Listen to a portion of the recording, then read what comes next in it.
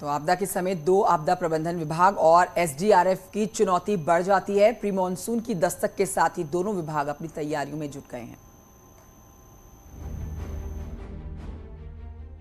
उत्तराखंड में आपदा और मानसून का चोली दामन का साथ है, लेकिन इस बार चारधाम यात्रा में उमड़ रही भीड़ के कारण चुनौती दोगुनी हो गई है। लिहाजा एसडीआरएफ और आपदा प्रबंधन विभाग अलर्ट मोड में आ गए हैं। एसडीआरएफ ने राज्य भर में 37 संवेदनशील स्थानों पर अपनी रेस्क्यू टीमें तैनात कर दी हैं। इसके अलावा पहली बार 7 फ्लड रेस्क्यू टीमें भी गठित की गई हैं।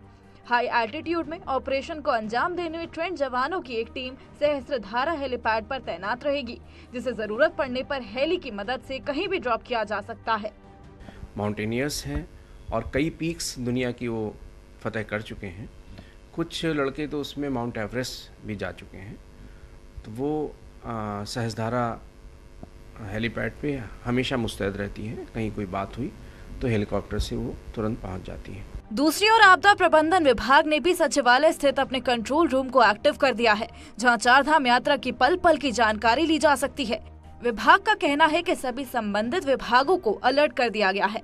आपदा प्रबंधन की ओर से राजस्व पुलिस सहित सीमांत क्षेत्रों में 500 सैटेलाइट फोन दिए गए हैं, तो कुमाऊं और गढ़वाल में एक हेलीकॉप्टर भी तैनात किया गया है। सर्च एंड रेस्क्यू के लिए वॉलंटियर्स हैं, दूसरे हैं, तो उनकी ट्रेनिंग की बात चल रही है। अभी एनडीएमए के सहयोग से आपदा मित्र योजनाएं चल रही हैं, जिससे कि इन सब योजनाओं से गांव स्तर पे, क्योंकि प्राइमरी रिस्पांस जो है वो गांव वाले या जो स्थानीय लोग हैं वही करते हैं। तो अभी अगर देखें तो हमारे पास गांव स्तर पे 16-17 हज़ार वॉलंटियर्स उपलब्ध हैं। उसी के साथ साथ कम्युनिकेशन को दुरुस्त करने के लिए करीब 250 के करीब जो सैटेलाइट फ़ोन्स हैं वो विभिन्न जो रेवेन्यू वर्कर्स हैं, तहसील में लोग काम कर रहे हैं, उनको दिए गए हैं। उसी के साथ साथ जो शैडो एरियाज़ में हमारे गांव हैं जहां पे कम्युनिकेशन नहीं हो पाता है, तो गांव स्तर पे भी 250 सैटेलाइट फ़ोन्स दिए गए हैं। चारधाम यात्रा और उस पर प्री मानसून बारिश ने कई जगह यात्रा मार्ग को ध्वस्त कर दिया था। मानसून के समय में ये चुनौती और ज्यादा बढ़ गई है।